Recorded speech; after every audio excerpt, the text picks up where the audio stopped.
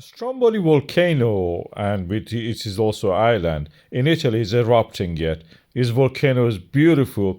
There is a term we call a Strombolian, and that is because it is a mild kind of eruption, hundreds of meters, long eruption of the cinders, lapilli, and some volcanic bomb like this one into the air, and relatively mild, and is continuous in a way. It's not very violent, and it's famous for this. We name it after this. Even in thermal image, you can see that the size of it. Sometimes it can have something that we call as a pyroclastic surge, as you can see here.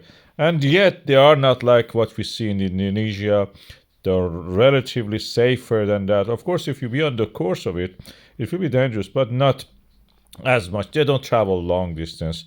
The island is small, although it has settlements on the other side. You can go actually have your meal, take a room, just sleep there. This side of it is the volcano. From the other side, you can come and have a look.